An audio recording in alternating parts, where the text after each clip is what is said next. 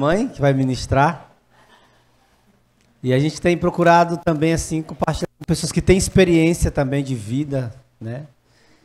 E minha mãe foi pastora de ministério, meu pai também. Então eu sei que eles têm uma experiência a compartilhar com vocês. Esse tema é muito interessante. Nós estamos ministrando o livro do pastor Luciano Subirá, como flechas, né? E essa ministração, os danos da omissão. Eu espero que você seja edificado, em nome de Jesus. Não durmam.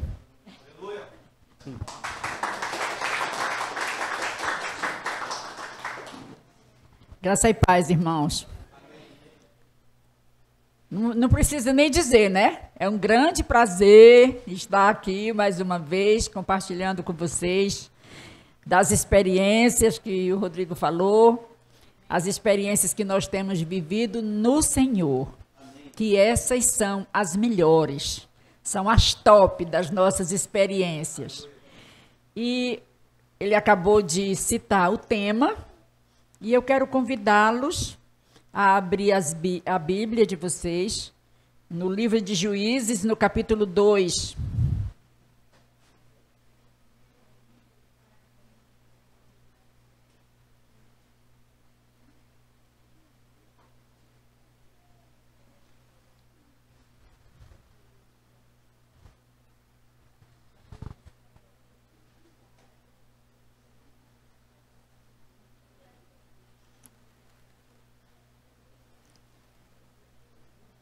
Nós vamos ler um único versículo no livro de Juízes 2, versículo 10.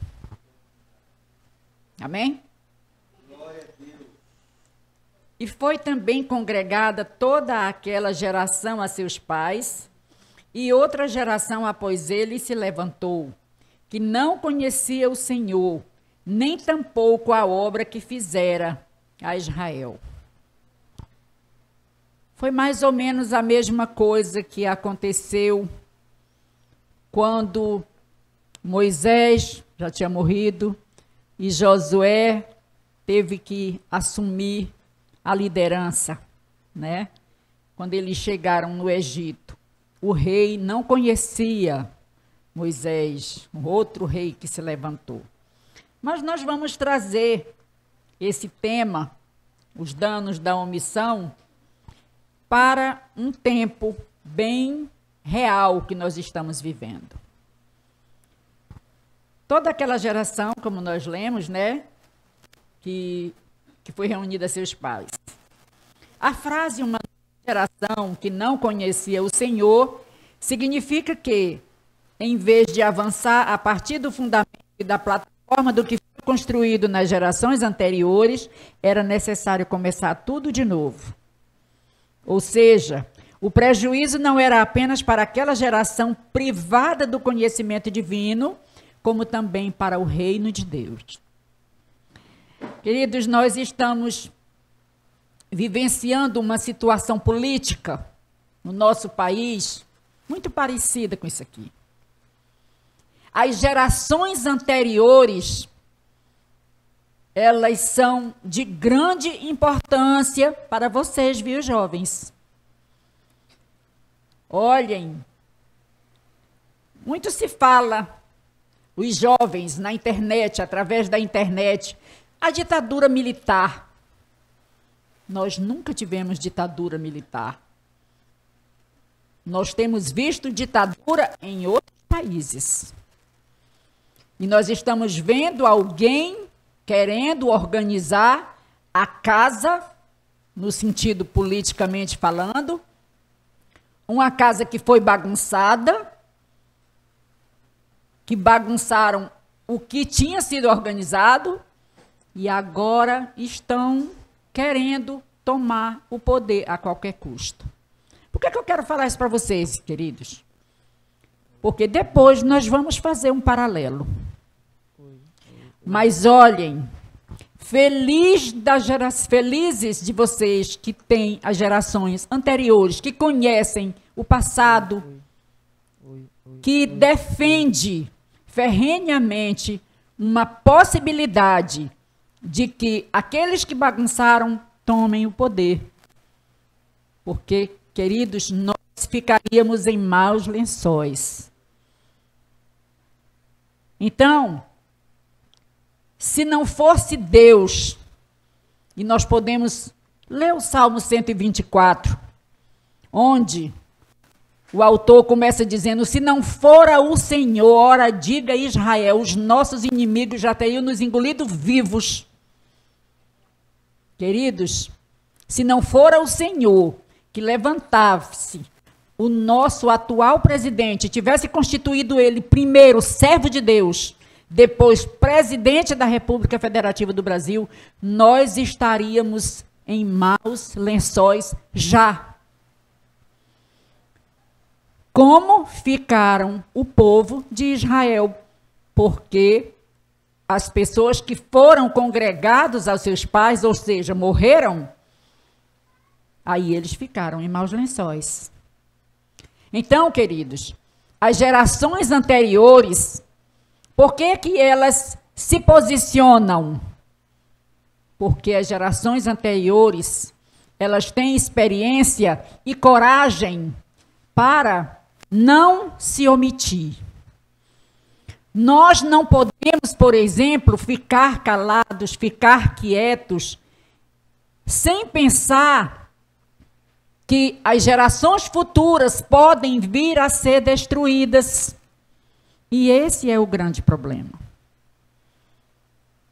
Toda história, ela tem um começo, um meio e um fim.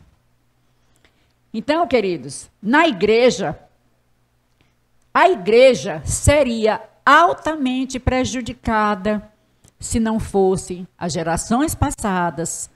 Nós, hoje, já estaríamos no comunismo. E a igreja, como é que estaria?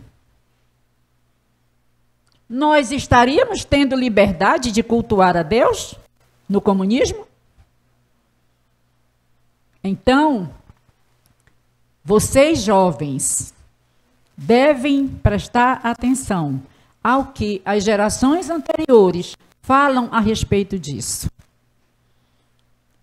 Vão conferir o que de fato aconteceu. Saiam um pouquinho do mundo do hobby em relação à internet. Não viajem tanto, além de na maionese, né? Na mostarda, no ketchup e todos os condimentos, sabe? Porque senão vocês vão ser muito prejudicados. Quantos países, queridos, gostariam de estar vivendo como no Brasil se vive? E nós, como igreja, queridos, não podemos nos omitir. Nem gerações anteriores e nem gerações atuais. Porque senão vocês vão simplesmente impedir que tenham outras gerações depois de vocês. Porque até isso vai ser tirado de vocês. Tá? Não podia deixar de falar sobre isso. Por quê? Porque eu não posso me omitir. A Bíblia diz que aquele que sabe fazer bem e não faz, comete pecado. Então, omitir a verdade é pecado. Porque, para Deus, omissão e mentira são irmãos gêmeos da mesma placenta. Tá? E nós precisamos ter uma mentalidade de continuidade geracional. Na fé, que nos mantenha sempre conscientes das nossas responsabilidades para com as gerações vindouras. E muitas pessoas pensam na vida secular, nas gerações vindouras, e se preocupam em montar um patrimônio. E se preocupam em formar os filhos, colocá-los para estudar nas melhores escolas, para que eles tenham uma profissão e tudo. Mas a única preocupação que eles não têm é com a vida espiritual dos filhos. Aí a Bíblia diz que a carne volta ao pó, mas o espírito volta a Deus que o deu. E aí? Adiantou? Como foi que Jesus falou a respeito da riqueza sobre esse ponto? que adianta o homem ganhar o mundo inteiro se perder a sua alma? Então, as gerações anteriores, elas tinham essa preocupação, conforme ainda há pouco entramos mais ou menos nesse tema. Eles tinham a preocupação. A igreja do passado, queridos, e eu estava lá. Olha, eu não nasci há 10 mil anos atrás, como a música do Raul Seixas. Mas eu fazia parte da igreja passada. Eu fui criada, glória a Deus, até porque ele citou o sogro, tendo assistência espiritual. E glória a Deus, está aqui um fruto. Porque eu tive esse cuidado de ensinar os meus filhos também. Então, essa preocupação, ela deve, se ainda não existe no coração de vocês, jovens, quando forem ter os filhos de vocês, pode começar de plantar essa sementezinha no coração de vocês. Porque o mundo não vai se preocupar com o futuro da geração de vocês. E amor, quem ama, cuida. E esse não pode ter um cuidado melhor do que você cuidar da sua geração espiritualmente. E é sua responsabilidade. Desde o começo, a Bíblia diz, ensina o teu filho. Lá na lei, você ensinará o seu filho andando e deitando e levantando. Você inculcará essas palavras na mente dos seus filhos. Ainda é a nossa responsabilidade. E nós, como igreja, nós temos que ter o cuidado de fazer um paralelo com praticamente tudo que acontece com o mundo espiritual, com a nossa vida espiritual. Porque qual é o assunto que vai prejudicar a nossa vida secular, que não vai nos abalar, que não vai nos afetar espiritualmente? Então, queridos, nós temos exemplos na Bíblia de pessoas que não tiveram esse cuidado. Eles não tiveram essa preocupação com a geração futura, mesmo sendo um servo de Deus. E não foi bom para ele. E muito menos para a sua geração futura. Nós estamos falando agora do rei Ezequias. Uma das partes mais conhecidas da história do rei Ezequias foi o milagre da cura, né? A cura milagrosa do rei Ezequias, e que Deus acrescentou 15 anos de vida a ele. Mas existem pontos obscuros da história, para quem não conhece a fundo, onde ficou claro um nível de egoísmo.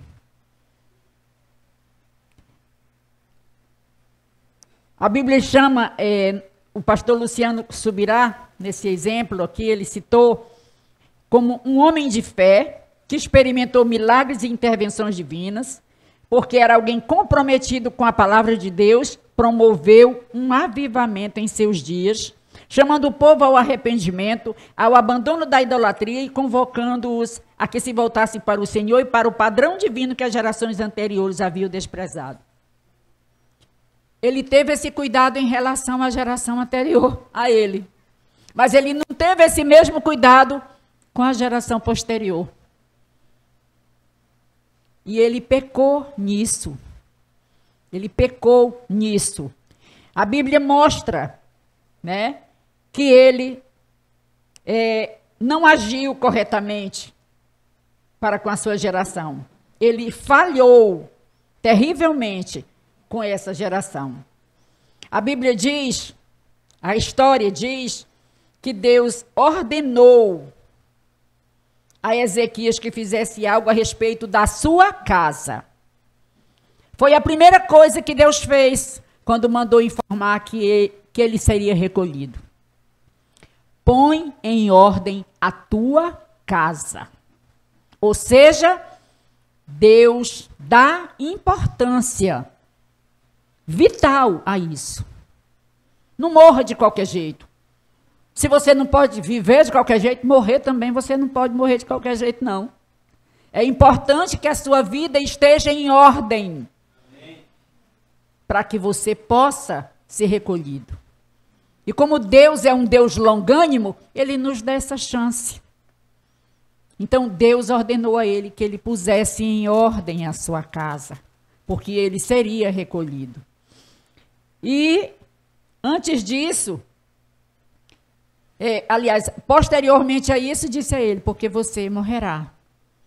E aí ele ainda viveu essa outra intervenção, né? Ele chorou, ele clamou a Deus e Deus mudou a sorte dele, né? E quando deu a ele 15 anos. E ele ficou tão contente que se empolgou. E quando outras pessoas de outros lugares vieram celebrar com ele a preservação da vida dele, o milagre que ele tinha recebido, ele fez coisas que não deveriam. Ele permitiu que vissem tudo que podia ver e o que não podia ver do seu palácio. E quando o profeta perguntou a ele, o que é que esses homens viram na sua casa? Tudo que eu tenho, eu mostrei a eles. Ele disse, vai chegar um dia em que tudo que eles viram será tirado daqui. E ele, sem prestar atenção, boa é esta palavra. Quer dizer, ele se preocupou em não morrer, né? Ele se preocupou em clamar pela vida dele, e Deus acrescentou os anos de vida. Mas quando disse isso, era para ele ter se perguntado, como assim? Porque foi falado, inclusive, que os filhos dele também seriam levados cativos, que todo o povo dele ia ser escravizado, que os filhos dele iam se tornar eunucos no palácio. Era para ele ter dito, como assim? Não, Senhor. Ele deveria ter tido a mesma atitude que teve em relação à sua vida, era para ele ter tido também em relação aos seus filhos.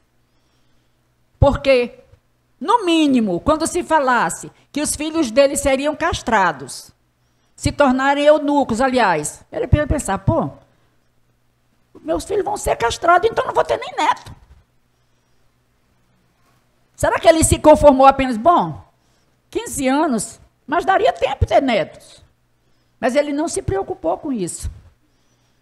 Então, onde esteve a preocupação da geração, com a geração dele? E nisso, ele errou. Então, e como está escrito, como a Bíblia diz, tudo que está escrito para o nosso ensino está escrito. Nós devemos pensar, um exemplo desse, em relação a uma cura milagrosa, não nos inspira tanto? Quanto se prega, quantas pregações nós já ouvimos a respeito da cura milagrosa de Ezequias? Mas quantas pessoas pregam sobre essa omissão dele? Isso deve nos chamar a atenção. Para quê? Para que nós não caiamos no mesmo erro. Jó disse à mulher dele, receberíamos apenas os bens de Deus e também não receberíamos os males? Nós, quer dizer que o que nos inspira é só os bons exemplos? Os maus exemplos também devem nos inspirar no sentido de que nós não façamos igual. Nós temos uma interpretação aqui da palavra de Deus, ponha em ordem a sua casa, transmite a ideia de uma ação de organização. Porque essa palavra, no hebraico, ela tem um outro significado.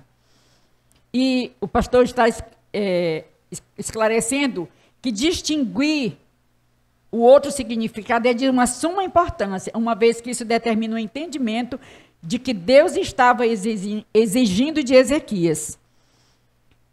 Além do 2 Reis 21, que sugere a ideia de pôr em ordem em vez de dar ordens, é esta. Quando Aitofel viu que o seu conselho não tinha sido seguido, preparou o jumento e foi para sua casa, na cidade em que morava, pôs em ordem os seus negócios e se enforcou. Esse é um outro personagem da história de Israel. Por quê? Porque ele se preocupou com a ordem que foi dada a Ezequias, ele mesmo entendeu isso.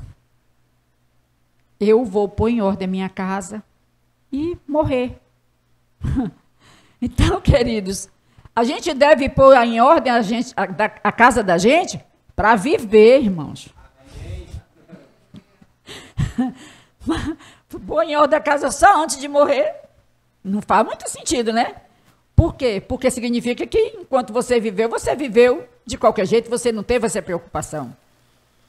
Mas nós temos que nos lembrar, independente de receber mensagem de um profeta, que nós vamos ser recolhidos, nós temos que lembrar da nossa finitude. A Bíblia diz que o amanhã não nos pertence. Nós devemos ter o cuidado de estar pondo a nossa casa em ordem, a nossa vida em ordem, todos os dias. E principalmente, como pais, nós temos que estar com a nossa casa em ordem. A Bíblia diz que os filhos são herança do Senhor e o fruto do ventre, o seu galardão. Quem recebe uma herança não tem cuidado de não deixar essa herança escorrer pelos dedos? Quer dizer que com a sua geração você não vai ter essa preocupação? Você não vai ter esse cuidado de administrar a vida dos seus filhos de uma forma em que ele não se perca? Será que Deus não vai cobrar isso de você? Tenha certeza que Deus vai cobrar isso de você.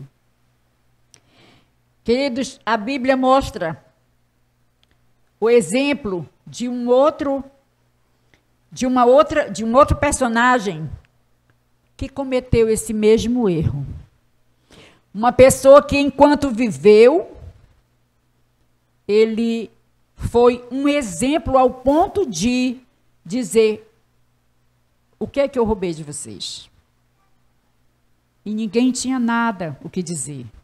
E nós estamos falando de Samuel. Samuel, que foi chamado, que ouviu a voz de Deus ainda muito criança. E viveu.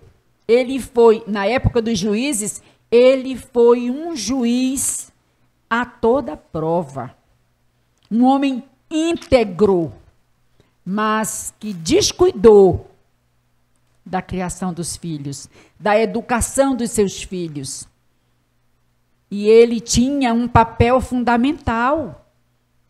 Ele era um sacerdote. E os filhos dele, obrigatoriamente, seriam sacerdotes depois. Mas os filhos deles viviam dissolutamente. E quando ele já estava velho, os anciãos quiseram uma reunião com ele e pediram a ele um rei, porque ele disse: porque o senhor já está velho. Então, o senhor nos eleja um rei para nós, separe um rei para nós. Dizendo nas entrelinhas: porque nós não queremos ser liderados pelos seus filhos. Porque seus filhos não nos inspiram confiança. Né? Seus filhos vivem de uma forma que nós não queremos a liderança deles sobre nossas vidas. E esse foi um pecado que Samuel cometeu com a sua geração. Aliás, Deus tirou a geração dele por causa disso. E nós não podemos deixar de lembrar desses exemplos, irmãos. Porque nós somos o povo de Deus. E Deus nunca mudou. O que era errado Deus no começo, continua sendo errado. Deus não passa a mão na cabeça da gente, nunca passou. Porque Deus não é um Deus omisso. Deus não perdoa a omissão, ele não desconsidera, ele não separa omissão e pecado como coisas diferentes. Para Deus, quem se omite, peca. Então, irmãos, voltando aqui, porque vale a pena, voltando aqui a falar no pecado, na extensão do pecado do rei Ezequias, a Bíblia diz que depois dele se levantou um rei terrível. Um rei chamado Manassés, que entre todos os pecados dele, olha o tanto de coisa que esse homem fez. E olha o que Deus mandou dizer para ele. Eis que trarei uma desgraça tão grande sobre Jerusalém e Judá, que todo aquele que ouvir a respeito dela ficará com os dois ouvidos tinindo. Estenderei sobre Jerusalém o cordel de Samaria e o prumo da casa de Acabe. Eliminarei Jerusalém como quem elimina a sujeira de um prato, limpando e virando-o de boca para baixo. Abandonarei o remanescente da minha herança e o entregarei nas mãos de seus inimigos. Servirá de presa e despojo para todos os seus inimigos, porque fizeram o que era mal aos meus olhos e me provocaram a ira, desde o dia em que os pais deles saíram do Egito até o dia de hoje. Será que uma palavra dessa não é uma palavra terrível? Vindo da boca de Deus? Quando está escrito, assim diz o Senhor, meu amigo. Eu não vou dizer para você se benzer, porque glória a Deus nós somos crentes. Mas quando vem essa palavra, assim diz o Senhor, meu amigo, no mínimo você deve ficar esperto. Porque vem coisa por aí, vem chumbo grosso por aí. E foi tudo isso aqui que foi proferido como resultado do pecado de Ezequias.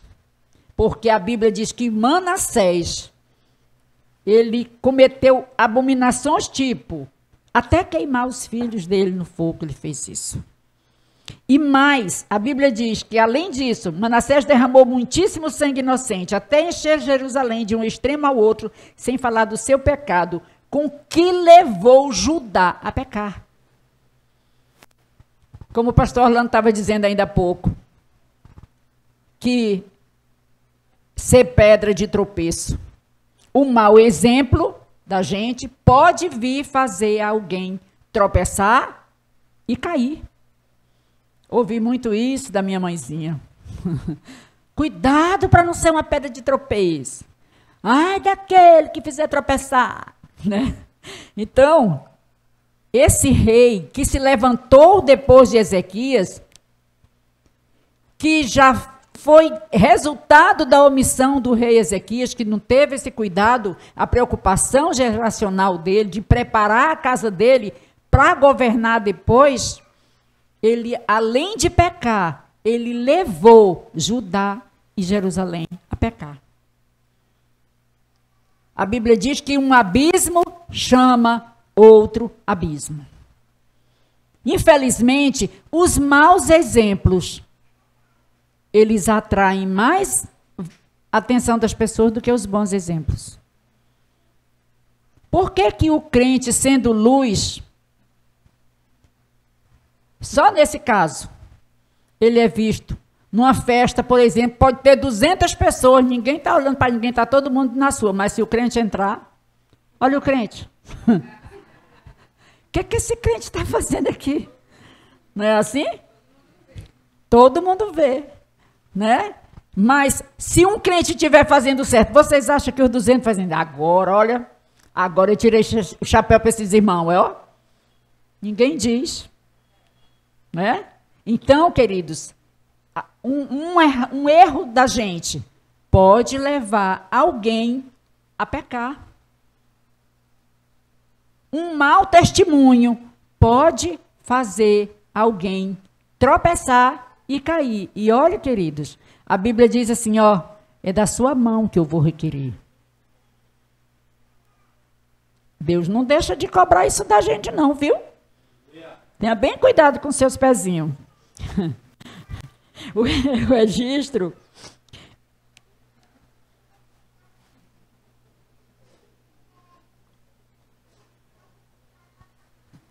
O registro bíblico fala sobre a falha de Ezequias, que é mais do que mera referência histórica.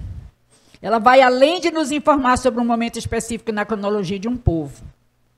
Como Paulo esclareceu, estas coisas aconteceram com eles para servir de exemplo, e foram estas como advertência a nós, para quem o fim dos tempos é chegado. Queridos, nós sabemos que nós estamos caminhando para o fim. É natural.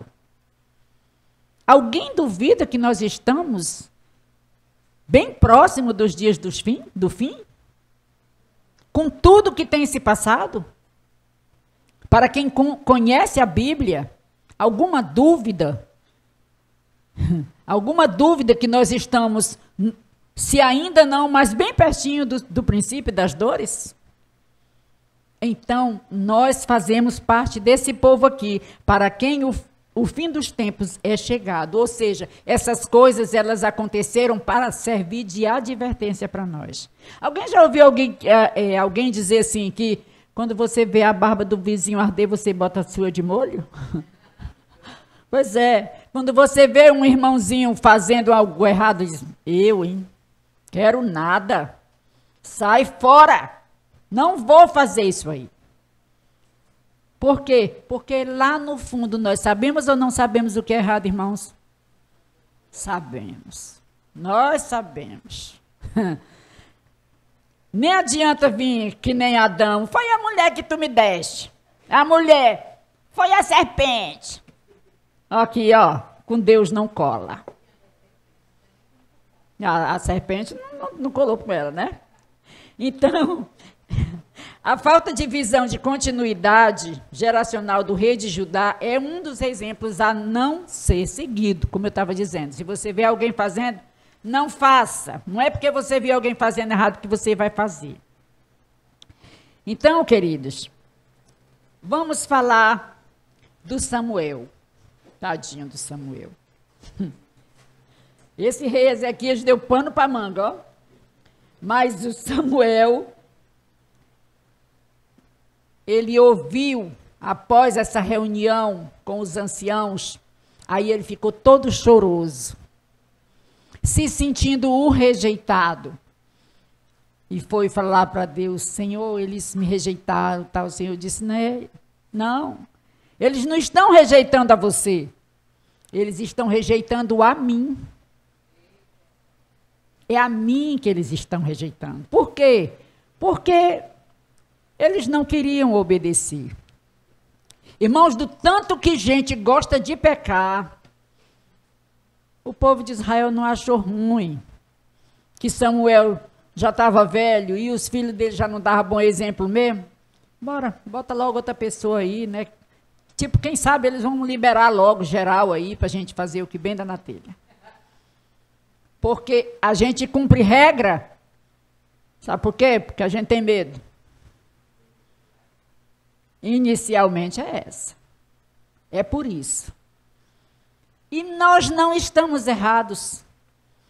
Salomão escreveu ao final de tudo, o fim de tudo é: tema a Deus e obedeça os seus mandamentos. Ai daquele que não tem temor, gente. Porque aí ele vai fazer que nem aquele juiz, mesmo assim, ainda que eu não temo a Deus e não tenho medo de homem algum, mas porque ela está me incomodando, eu vou julgar a causa dela. Queridos, quando Deus disse a Samuel, é a mim que eles estão rejeitando, Samuel já tinha conversado com o povo, e a moral dele é uma coisa linda de se ver. Quando ele diz assim, testemunhem contra mim diante do Senhor e diante do seu ungido.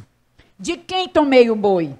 De quem tomei o jumento? A quem enganei? A quem oprimi? E das mãos de quem aceitei suborno para encobrir com ele os meus olhos? Falem, e eu restituirei. Mas mesmo tendo tido um comportamento ilibado, a falha dele em relação aos filhos fez ele perder o privilégio de ver a geração dele sendo abençoado como ele teve uma vida abençoada.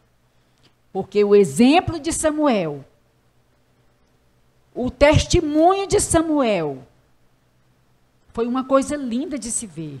Ele foi um juiz acima de qualquer suspeita na época dele. Mas olhem como Deus não deixa de cobrar. A falha dele foi imperdoável. A falha dele foi imperdoável. O pastor Luciano Subirá escreveu assim: apesar de ter vivido de forma correta e abençoadora, esse homem de Deus não conseguiu transmitir sua aliança e seus valores ao coração dos próprios filhos. Olhem que coisa triste. Como que pode um negócio desse? Se ele deu exemplo. Ele deu exemplo de vida, mas ele não ensinou a disciplina. E as pessoas não vivem só pelo exemplo. Se ele não tiver quem, Por que a Bíblia diz que nós podemos, inclusive, fustiga o teu filho com vara, porque nem por isso morrerá? Aí você vê a lei do mundo hoje em dia, a lei da palmada, não pode bater. Não pode. Você pode ser multado, você pode ser preso. Por quê? Porque nós temos um adversário que tem todo o interesse em que a sua geração se perca. Porque ele vai ser criado sem disciplina. E a Bíblia diz que é melhor que você fustigue o seu filho do que ver a alma dele perecer no inferno. E a Bíblia diz que nós devemos, e foi Jesus que disse que nós devemos temer não apenas aquele que mata o corpo, mas aquele que mata o corpo e leva a alma para o inferno. E quem é que tem interesse em fazer isso? É o diabo. Quem é o diabo? É o nosso adversário. É ele que vive fazendo, inspirando essas leis que são criadas para que a sua geração se perca. Para quê? Para levar para o inferno. Não é para outra coisa, não. Agora, você já viu alguém? Você já ouviu alguém dizer, né? Quem quer pegar a galinha não diz show. O diabo não vai chegar para ninguém. Não, aqui nem. Deixa o bichinho. Vá deixando seu bichinho sem apanhar, vá. Não ponha disciplina, não, na vida do seu bichinho, para ver no que ele vai se tornar. Um dia eu vi uma cena de um filme, uma pessoa perguntando a um personagem assim, do que você tem mais medo? Ele parecia ser um homem bem destemido, ele disse, de uma criança. Aí o cara, de uma criança? Ele disse, sabe por quê? Porque eu não sei no que ela vai se tornar. Alguém tem a capacidade de conhecer a índole de alguém? Mas se o pai for atento, ele vai desconfiar. Porque a Bíblia diz que a criança, até a criança, se dá a conhecer pelas suas ações. Aí você vê seu bichinho mostrando a unha dele de vez em quando. Não corte, não. Para você ver. Fique sabendo que, como o pastor Billy Graham diz, sempre que você decidir se afastar do Senhor, o diabo tem ali um transporte para levar você. Então, sempre que você abrir mão de fazer aquilo que você tem que fazer, o diabo tem ali uma proposta bem docinha para a sua geração, para fazer ela se perder. Mas saiba que Deus vai cobrar de você. Porque ele é sua herança. Um pai não pode se dar o luxo de descuidar disso. Não pode. E você que ainda não é pai, no dia que for, pense nisso. eu não vou entregar a minha herança ao diabo. O diabo não vai levar meu filho para o inferno. Porque não tem outro objetivo, irmãos. O diabo não tem outro objetivo. Mas Jesus disse que quando o diabo profere mentira, ele fala do que lhe é próprio, porque ele é mentiroso desde o princípio, homicida e pai da mentira. Ele vai mentir para você, jovem. Ele não vai chegar dizendo para você, olha, meu interesse mesmo aqui é fazer você, é aliciar você. Meu interesse é fazer você se desviar, se rebelar dos seus pais, se desviar do caminho do Senhor e destruir você lá na frente. Ele não vai dizer isso para você nunca, porque ele é mentiroso. Mas ele não tem outro objetivo. Como uma fera, que ele vai isolando a presa. Isolando. Quando ele não tem mais ninguém, ele vai lá e destrói. Por isso que a Bíblia, quando vai se referir a ele, a Bíblia não usa termos doces. Porque senão, vai ficar muito mais fácil para ele. Então, queridos, os filhos deste grande homem de Deus não andaram pelos caminhos de seu pai. E a Bíblia revela que esse foi o motivo de os israelitas perderem um rei, um novo tipo de governante. Até então, os juízes eram instrumentos de Deus para conduzir seu povo. Samuel, em seu ministério profético, conduziu a nação debaixo da liderança divina, num regime teocrático. Em sua velhice, o povo clamou por uma monarquia. Por quê? Justamente pelo fato de os filhos de Samuel terem se corrompido. Então, a idade avançada dele foi a desculpa que os anciãos usaram para ter essa conversa com ele, pedindo o rei. Mas isso era desculpa. Isso era desculpa. O problema da continuidade, esses anciãos não queriam a liderança dos filhos de Samuel, porque, diferente do pai, eles haviam se corrompido. O profeta não gostou disso. Segundo o que o Senhor lhe disse, ele sentiu-se rejeitado. Mas a verdade é que ninguém rejeitou Samuel. O próprio Deus garantiu isso a ele. O que esses anciãos rejeitaram foi a continuidade geracional da liderança do homem de Deus. Samuel constituiu seus filhos como juízes e, portanto, com sua morte, eles é que governariam a nação. Acreditamos que o teor da conversa daqueles anciãos era mais ou menos assim: somos gratos por sua vida, por seu ministério, você foi um homem justo, cada palavra profética que você deu em nome do Senhor se cumpriu. Você trouxe o mover de Deus à nossa geração e foi um homem de conduta exemplar. Se você vivesse mais 100 anos, nós continuaríamos com você. Contudo, isso não é possível, você está morrendo. Se seus filhos fossem uma extensão de quem você é, nós os aceitaríamos de bom grado, mas eles não se parecem nada com o que você é. E esta é a razão de não podermos aceitar esses juízes corruptos. Portanto, antes de você morrer e deixar esse problema para nós, queremos que você arrume isso. Ou seja, eles estavam dizendo nas entrelinhas, ponha isso em ordem antes de morrer.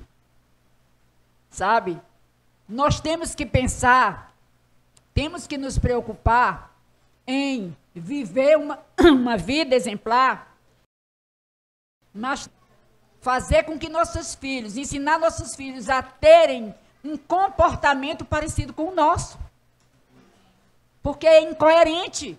Olha o comportamento, tudo que disseram de Samuel, e, no entanto, não querer os filhos dele para substituí-los. Olha o fracasso dele, no final das contas. Um grande fracasso. Obrigado, meu irmão.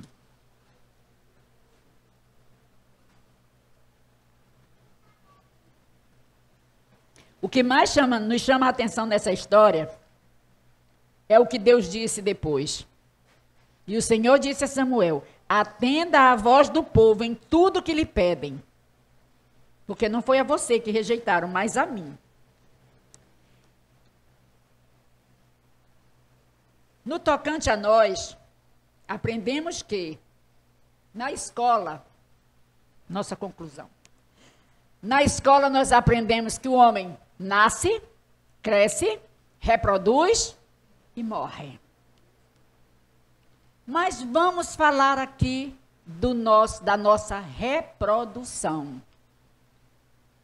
É muito importante que você tenha um comportamento que leve seus filhos a ter prazer em reproduzir o seu exemplo.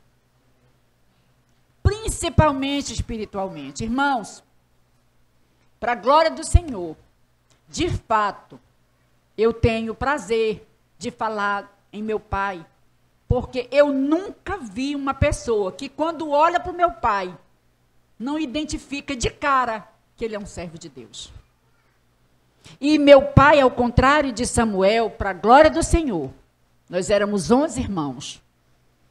Mas qualquer um que fizer uma coisa que ele desaprova, ele tem moral para chegar e dizer assim: você já me viu fazer isso? E na cidade que ele mora,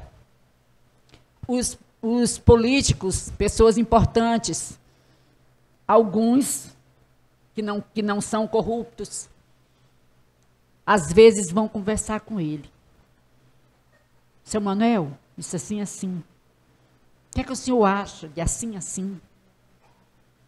Na convenção, que é a denominação da qual ele faz parte, ele é tido por um homem respeitado, um homem exemplar.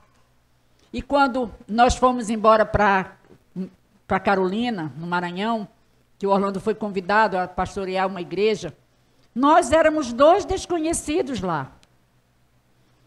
Mas, quando foi no dia da posse do pastor Orlando, que, glória a Deus, muitos pastores da convenção foram para assistir o concílio e depois para a posse, o meu pai estava lá. E aí as pessoas disseram assim: você é filho do irmão Manuel? Tipo assim, então a igreja está em boas mãos, porque a esposa do pastor é filha do irmão Manuel. Então você já pensou no fracasso de Samuel? Ter vivido uma vida exemplar, mas a geração futura dele não reproduziu nada do que o pai viveu. Por quê? Porque ele falhou nisso. E como disse, como repetiu o versículo, que tudo que está escrito para o nosso ensino está escrito, atentem para isso. Deus está falando com vocês, pais. Deus está falando com vocês que ainda serão pais. Se preocupem com a geração de vocês. Se preocupem com a eternidade dos filhos de vocês. Porque esse é o principal fator. Afinal de contas, nós somos povo de Deus. Nós somos a igreja de Deus. E qual é o futuro da igreja de Deus? É o céu. E se você não treinar o seu filho para ir para o céu, para onde é que ele vai? Então, não peço perdão pelo jeitão. Não existe outro jeito de falar a verdade. E vocês devem, principalmente jovens, ter cuidado com aquelas pessoas que têm a voz muito adocicada. Porque pode ser que essa voz adocicada não seja a voz do Espírito Santo de Deus. Principalmente se for trazendo alguma proposta que desvie vocês do caminho do Senhor. Tenha certeza que é o diabo. E ele chega na vida das pessoas, ele chega na casa de vocês, prestem atenção, ponham em ordem a casa de vocês. O diabo pode estar caminhando dentro da sua casa com um sapatinho de lã e você não sabe. E é sua responsabilidade. É sua responsabilidade. Não basta reproduzir, tem que cuidar da continuidade. Espiritualmente, começando em casa e na igreja, no coletivo. Fazer parte do processo, continuidade da igreja, é nosso papel. Não foi isso que Jesus disse? Ide por todo o mundo e pregai o evangelho. É nossa responsabilidade que a igreja continue. Então não se contente em apenas congregar. Se preocupe em reproduzir uma geração para a eternidade.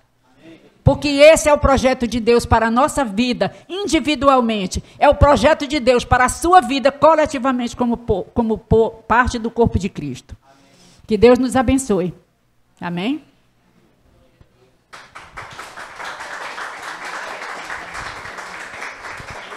Vamos ficar em pé, irmãos, em nome de Jesus. Nós vamos fazer, estamos encerrando, uma oração intercessória. Orando pelos nossos filhos, clamando a Deus pelos nossos filhos, pedindo perdão pelo pecado dos nossos filhos, pedindo perdão a Deus, porque muitas vezes nós não nos preocupamos com isso. Como vai ser a próxima geração? Onde meus filhos vão passar a eternidade? Que tipo de conteúdo meus filhos têm tido acesso? Nós somos a geração, irmãos, e nós temos que pensar na próxima geração. Essa noite nós podemos chegar diante de Deus e Deus me ensina e me capacita a colocar a minha casa em ordem, porque os meus filhos vão servir ao Senhor, os meus filhos vão andar nos passos de Jesus. Cadê o povo de Deus? Pai, nessa noite,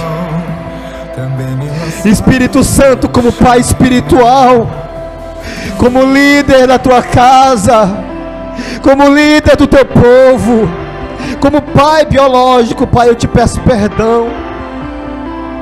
Intercessoriamente, nós clamamos a Ti que Tu tenha um olhar de misericórdia para com os nossos filhos, porque nós não queremos passar essa geração devendo ficar com pendências para a próxima geração. Ó Deus, como pais que andam com o Senhor e temem ao Senhor, nós queremos pavimentar o caminho para que os nossos filhos sejam pastores, profetas, apóstolos, evangelistas. Eu quero dizer para você em nome de Jesus, como disse Josué para o povo de Israel: sabemos que são os deuses que vocês vão servir, mas eu e a minha casa serviremos ao Senhor.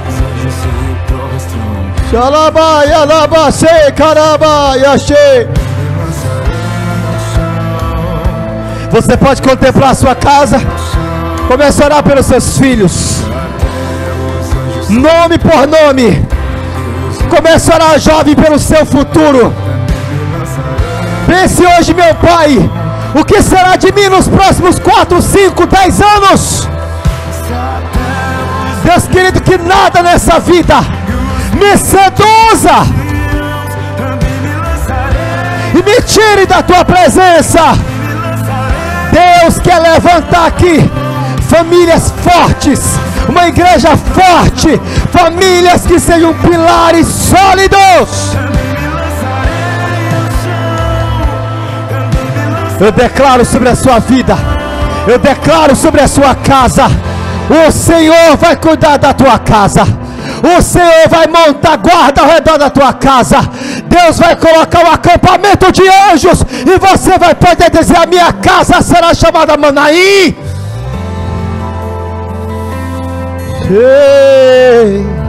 Eu sei que você está cansado fisicamente, mas algo poderoso está acontecendo aqui hoje à noite. O Senhor vai encerrar o argumento que o diabo adquiriu contra a tua casa. Deus vai